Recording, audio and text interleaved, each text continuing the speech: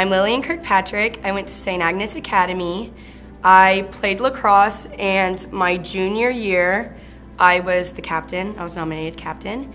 I participate in photography and was nominated junior year and senior year for a national photography competition kind of thing. I also have done NCL, which is National Charity League, for the past 6 years, and I have received numerous awards for that because of hours and stuff. Talk about your interest in photography. I don't know. My whole family is really into art. My middle brother and my mom. My mom majored in art history when she was in college, and my grandma on my mom's side used to be a phenomenal painter. She was painted the most beautiful pictures.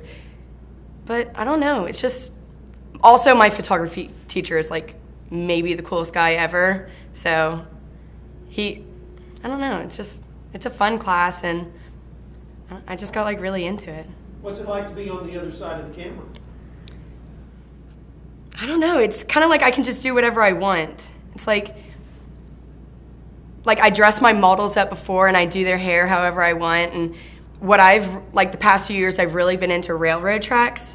So and by my new house, because I live in the Heights, there's railroad tracks everywhere. So I've shot a lot on railroad tracks, and I mean, they've turned out pretty cool. I don't know where I get the inspiration from. It just kind of comes to me. So it's pretty cool. So what prompted your decision to attend the University of Oklahoma? Well, first of all, I only applied to 2 schools, Texas Tech and Oklahoma. And when I was deciding what schools I wanted to go to, I was looking into what schools were best for occupational therapy, which is what I want to do. And after researching, I came down to Texas Tech and Oklahoma. But I'm not dissing Tech, but I went there the first time, loved it, and then the second time it was just you know how you just don't feel it, and I didn't feel it, and I went to OU, and I went the nastiest weekend, the Oklahoma OSU game, when it was all ice, and we were driving up there and our windshield wipers broke because the ice, but it was such a nasty weekend, but I still fell in love with it. I don't know, I love this small town feel, but at the same time it's really close to Oklahoma City, so I mean, I just fell in love with it because it's the best of both worlds, honestly, small town and city. So now, we had 3 students from St. Agnes Academy apply for the OU Club Scholarship. Mm-hmm. So are you going to have some friends in Norman with you? One of them is one of my best friends, and she's my roommate. So I'm very excited. And then another one, she's been in my homeroom for all 4 years, so we're really close, and she's playing volleyball. So go her. She's awesome. What are you looking forward to most outside of the classroom as far as your freshman experience at OU is concerned? Well, I'm planning on rushing.